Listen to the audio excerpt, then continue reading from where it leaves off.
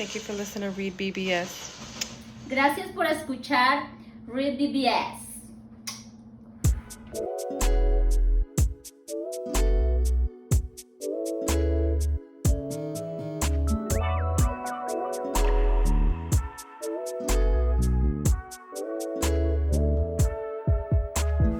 REED-BBS, BBS. The I's are dotted, the T's are crossed. They've weighed in. All that's left to do now is fight. Now, what else would I be talking about but David Benavidez versus Caleb Plant, right? Duh. We're at the point where verbal excrement, where shit talk doesn't matter. Saturday night, March 25th, is go time.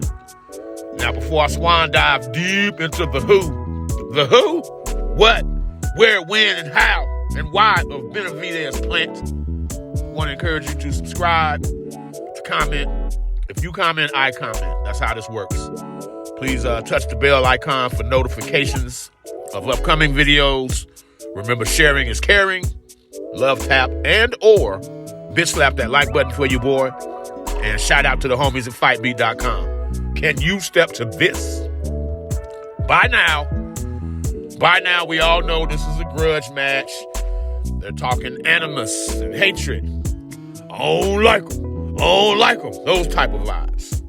So don't expect any olive branches to be extended when it's over, regardless who wins or loses.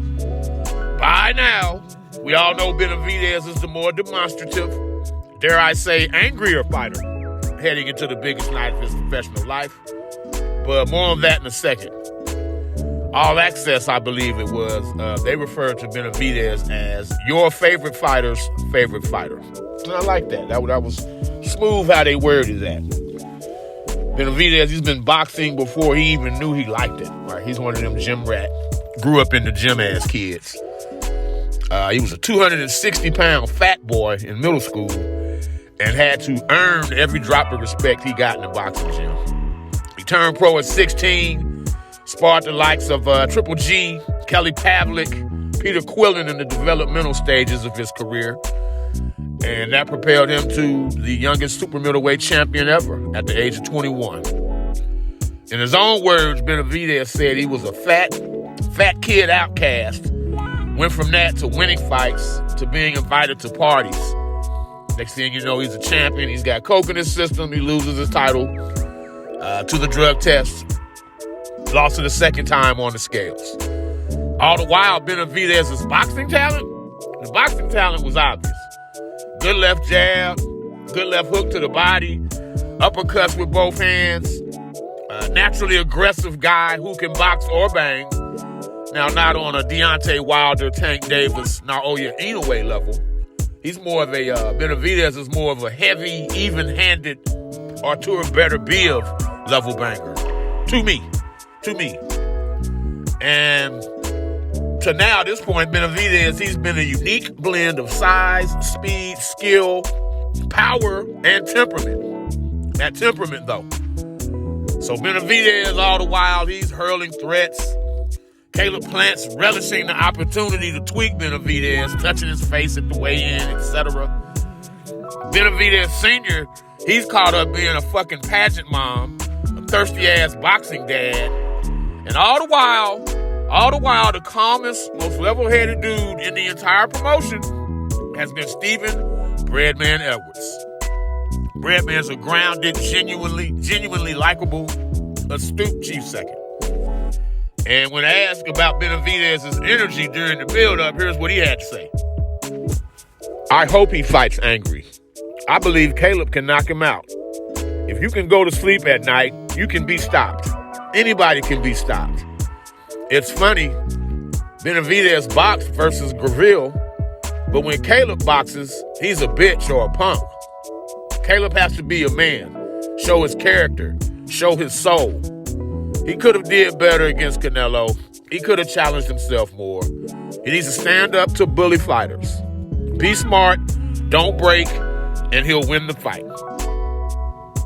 Poignant shit to say the least from Breadman. Caleb Plant is a thinking man's fighter. He's athletic. He's fast, twitchy. He feints a lot. He stabs the body. He either keeps his left hand high, extended, pawing, or well below his waist. So he's either inviting you in or deterring you, just depending on the moment. He leads with his left hand. He initiates offense with the left hand 99.99999% of the time. Plant doesn't possess the most crowd-pleasing style, but he is a pure boxer with slept-on power, man. You don't just want this guy touching you upside the head too much. Now, to me, it all boils down to this. Plant isn't a high-volume fighter, whereas Benavidez punches in bunches, including sneaky forearm smashes while infighting. Benavidez picks and places his punches extremely well also. Benavidez's hands, admittedly, his hands are much quicker than his feet, however. Like my man, he plods a bit when he's stalking opponents. And, oh, by the way, there's a 22-foot ring tonight. On the subject of feet work, Canelo isn't significantly faster than Benavidez in that regard. Canelo ain't the fleetest of feet either. He's not.